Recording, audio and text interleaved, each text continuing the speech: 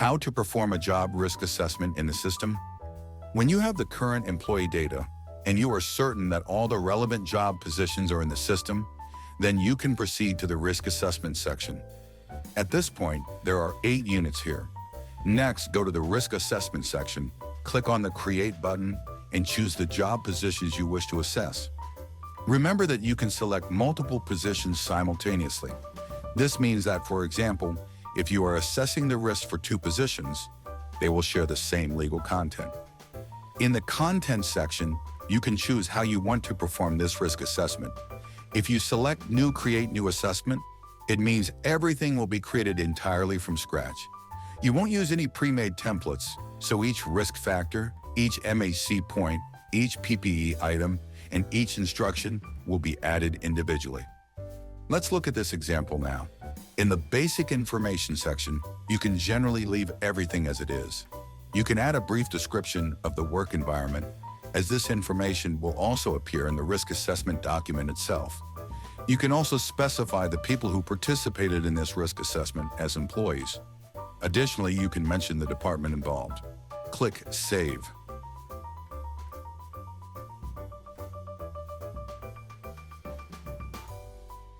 Now you see the first risk assessment for the positions of Contact Network Electromechanic and Contact Network Electrician.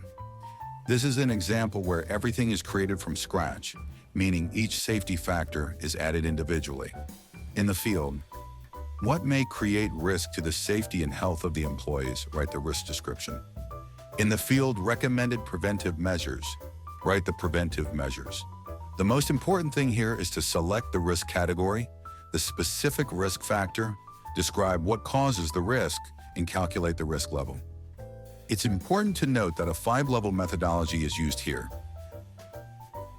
The Notes section will not appear in the document itself, but you can use it to jot down anything relevant, like the reasoning behind a decision or any indicative measurements conducted by a certified laboratory. Once you're done, click Save. You'll see that the risk factor has been added. Let's add another risk factor, but this time with a completely different category. For example, let's choose a chemical factor and assign it a higher risk level. Now we see that both the chemical factor and the psycho-emotional factor have been added. If you want to change the risk level, simply click on it and you can recalculate it. Why is it important to assign the correct risk level? Because when creating the annual action plan for the structure, all level 3 risks from all risk assessments within the structure will be grouped together, allowing you to define tasks, assign responsibilities, and take action to reduce or mitigate risks. This was one part, risk factors. Next, you can define PPE, personal protective equipment. For instance, headphones might be necessary, or fall protection systems if the job involves working at heights. A note here, these PPE items will be recommended for issuance to all employees in these job positions, and this will be reflected in their daily processes. MHC points are mandatory health checkups to which employees need to be sent. You can specify these points either by name or by their code if you know it by heart, e.g. 5.3. Each point needs to be added individually. Click Attach, and now you have 2 points added.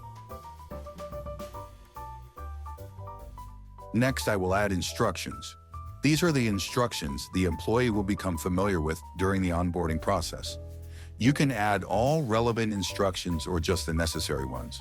Click Save, and you'll see that 4 instructions have been added. If you want to make any changes, feel free to delete any from here. Note that this won't delete the instruction from the system, but only from this particular risk assessment. The related materials section is optional. You can skip it if it's not needed. The same goes for additional information. It's not essential, but you can use it to attach related documents like laboratory measurements or other relevant files. Now that you've worked through the risk assessment from scratch, you can preview the document by clicking the Export to PDF button at the top. This allows you to review the final document. When you're ready, click Assess. You can specify the assessment date here, and an important note, if this is a hazardous job requiring more frequent instruction, e.g. twice a year, be sure to set the appropriate period. You also have the option to set it for 3 times a year, but twice is more common.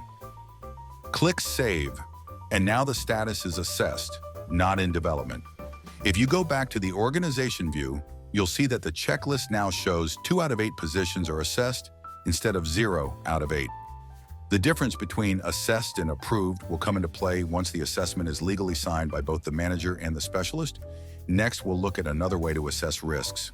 For example, when you open the job positions you want to assess, you'll see that 2 of them are already assessed, as indicated in the parentheses, unlike the others that are not. Let's say you now want to assess the positions of HR manager and station attendant. Instead of choosing New, which we looked at before, let's select Template. This template comes from the System Settings in the Risk Assessment Templates section, managed by your system administrators. We can see that there are 4 templates available, such as Office Worker, with predefined risk factors, PPE, and MHC points. I'll choose the Office Worker template. Click Save, and you'll notice the difference from the previous method where everything was created from scratch. Here the data is automatically populated, including risk factors. For this position, no PPE was defined since it's an office job. The MHC section has point 2 defined. However, instructions are not included in the template, so you'll need to add them manually. The system recognizes the structure and suggests the same 4 instructions as in the previous assessment. If these aren't the ones you need, you can manually add other instructions from the available templates. Again, you can preview the risk assessment, and once everything is finalized, click Assess to save. At this point, the status will also be assessed. Go back to the organization view in the checklist. Now you'll see that 4 out of 8 positions are assessed. If we scroll down to the job positions, we can filter by assessed or unassessed positions. Now let's look at the third way to perform a risk assessment. This method allows you to copy from existing risk assessments. In this case, the drop-down menu will offer you the option to copy from another structure within your organization. For example, if the assessment for the 2 positions you're evaluating now is very similar to that of a production manager role, you can choose to copy it. Basic information isn't mandatory, so you can simply save. At this point, the content has been copied from the other structure to these 2 positions. The primary change will be in the instructions since they were copied along with the risk assessment from the other structure. Now save and you'll see that this assessment is also in the Assessed on status.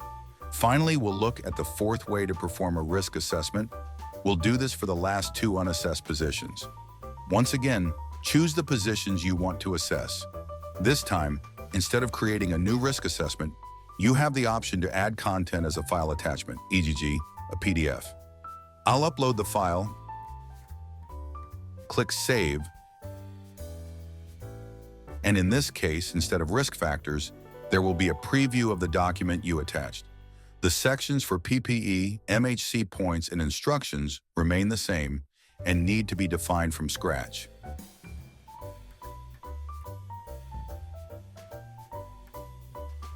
There's no automatic data entry as in the copying methods. Click Assess again, and now all positions have been assessed. Go back to the organization view, and you'll see that the risk assessments are fully green, indicating that 8 out of 8 positions have been assessed. The only thing left is to get them approved by the relevant directors.